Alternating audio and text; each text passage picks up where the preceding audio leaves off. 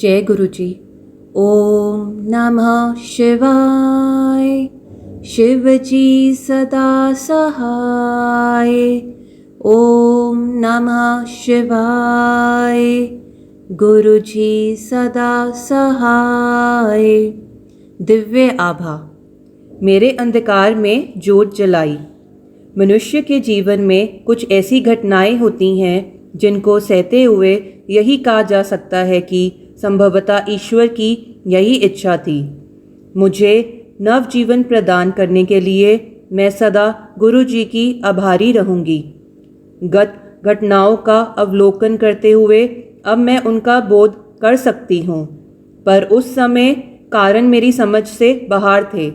दुर्भाग्य मेरी नस नस में भरा हुआ था। मुझे अत्यधिक पीड़ा थी। मेरे जीवन का हर अंग भौतिक और मानसिक व्यथा से परितप्त था।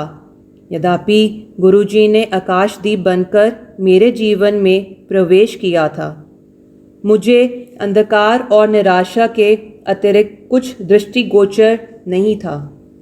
ब्रिटेन के मैनचेस्टर शहर में जन्म लेकर मैं जन्मजात अस्थमा, विसर्प और हृदय में छिद्र जैसे रोगों से पीड़ित थी। मेरा बचपन मेरे अभिभावकों और स्वयं मेरे लिए अति कष्टदायी रहा था। तथापि स्वास्थ्य के सुकर्मों के कारण मेरी जीव शक्ति अपराज्य थी और मुझे अपने साथियों से अधिक सहन करना पड़ता था। अपने कलेशों के कारण मुझे बचपन में ही छोटे मोटे दुखों का सामना करना आ गया था। मुझे अपने 10 वर्ष पूरे होने की शंका थी, पर भाग्य ने साथ दिया। दूसरी ओर मेरे माता पिता सदा संदिग्ध अवस्था में रहते थे, क्योंकि हृदय रोग विशेषज्ञ ने मेरे बारे में भयभीत करने वाला चित्रण किया था। स्वस्थ और प्रसन्न रहकर जीवन के सब आनंद उठाते हुए मैंने अपनी किशोर अवस्था के वर्ष बिताए। 22 वर्ष की आयु में विवाह के उपरांत मैं दिल्ली आ गई। दुर्भाग्यवश दुखों के घनघोर बादल पुनः मेरे जीवन में आ गए। हर बदलते मौसम के साथ मेरा दमा अति कष्टदायी हो जाता था। हर बार मुझे चिकित्सालय में प्रवेश कराकर इंजेक्शन दिए जाते थे। दमे से बचने के अपने सब प्रयत्न विफल होते देखकर मैं हताश हो गई। 1997 में मुझे दमे का सबसे कठोर जानलेवा आक्रमण हुआ और अतः मैंने हार मान ली। मुझे याद है कि मैं अपने हृदय में प्रार्थना कर रही थी कि यह अंतिम हो, क्योंकि मैं और सहन नहीं कर सकती थी। उन्हीं दिनों मुझे पूर्ण शरीर पर भयंकर त्वचा रोग हो गया। बायोप्सी से पता लगा कि वह कर्कट रोग है। चूंकि इससे मेरे परिवार को आघात पहुंचता यह समाचार मैंने उनको नहीं दिया। मेरे जीवन की समस्त आशा समाप्त हो चली थी।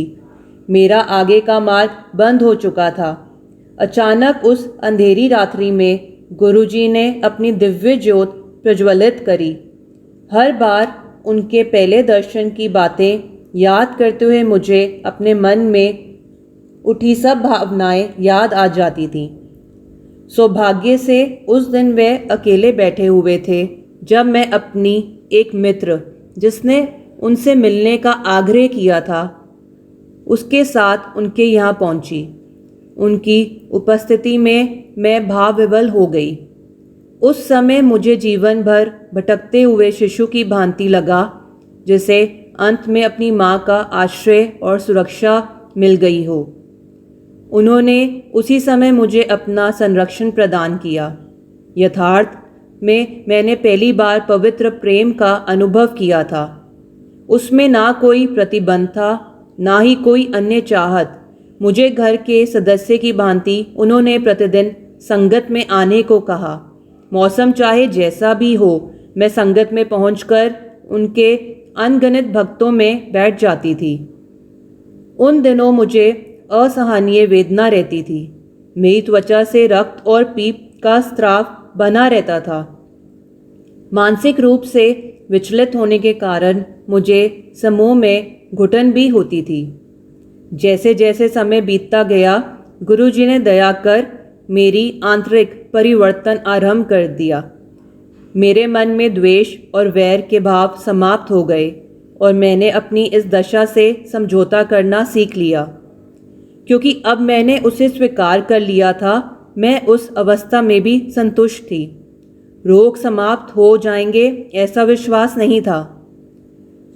मात्र गुरुजी का साथ और उनकी ऊर्जा को ग्रहण कर मेरी अंतःशक्ति बढ़ गई। मुझे इससे अधिक आशा भी नहीं थी। मुझे शांति मिल गई थी। उनके सानिध्य में डूबते हुए मुझे आत्मिक जागरण का आभास होने लगा। मुझे उनसे ऐसा प्रेम प्राप्त होता था जिसका मैंने पहले कभी आनंद नहीं लिया था। उनका प्रेम ऐसा पवित्र और पावन था जिसका कहीं कोई पर्याय नहीं मिल सकता। बिना किसी नागा के हर संध्या को मैं उनकी ओर प्राकृतिक सहजता से खींची चली जाती थी। उस महत्वपूर्ण दिन उन्होंने सामने अपने पास बुलाया और पंजाबी में कहा, जिससे मैं अनभिज्ञ थी कि उन्होंने मुझे नींबू की भांति निचोड़ दिया है और अब वह मेरा रोग दूर करेंगे। यह देखने के लिए मैं उनकी कृपा के योग्य हूँ अथवा नहीं, उन्होंने मेरे धैर्य का परीक्षण कर लिया था। उस दिन हृदय में आशा और उमंग भरे हुए मैं घर पहुंची। पिछले कुछ महीनों में जब मेरी त्वचा तप्त रहती थी, मैं अपना प्रतिबिंब देखने से कतराती थी। शीशे में अपना दयनीय चेहरा देखना मेरे लिए असंभव था। जीवन में मोड़ तब आया जब गुरुजी ने अपना शाश्वत वरदान देकर मुझे शीशे में देखने का साहस करने को कहा। मुझे साहस की अति आवश्यकता थी। मेरा चेहरा थोड़ा भिन्न तो अवश्य था, किंतु कुछ सप्ताह बीतने पर मुझे अंतर का पता लगने लगा। एक नई मैं, अपने आप से अपरिचित। मैं गुरुजी की कृपा से परास्त हो गई थी। मैं उनकी रोग समाप्ति की क्षमता की कायल हो गई थी। उनके लिए मेरे प्रेम और आदर भाव और अधिक प्रबल हो गए। मौसम बदल कर आते गए, पर मुझे फिर कभी अस्थमा नहीं हुआ। मैं दिल्ली की प्रदूषित वायु में किसी भी अन्य नागरिक के समान श्वास लेती रही। गुरुजी ने मुझे नवजीवन प्रदान किया था और यह भी बताया था कि उनके हस्तक्षेप के बिना मेरा और जीना असंभव था। उसी वर्ष के शुरू में मैं एक ज्योतिषी से मिली थी, जिसने मेरी अल्प आयु की भविष्यवाणी करी थी। मुझ में हुए परिवर्तन को शब्दों में व्यक्त करना मेरे लिए अत्यंत चुनौती भरा कार्य है। मैं इतना तो कह ही सकती हूँ कि उन्होंने मुझे केवल भौतिक ही नहीं अपितु आंतरिक रूप से भी परिवर्तित कर दिया था। एक लंबे अंतराल के पश्चात शब्दों को अभिव्यक्ति दे तो मुझे अपनी त्वचा में अपना शरीर अच्छा लगने लगा। गुरुजी यदाकदा अपने भक्तों का परीक्षण करते रहते हैं। मानव अपनी स्वार्थी प्रकृति के कारण कामना पूर्ण होने पर पिछली बातें भूल जाता है, पर गुरुजी की कृपा तो जन्मांतर तक सदा बनी रहती है। यह इस संदर्भ से स्पष्ट हो जाएगा। गुरुजी ने मुझे अपने चित्र के समक्ष प्रतिदिन एक मोमबत्ती जलाने को कहा था।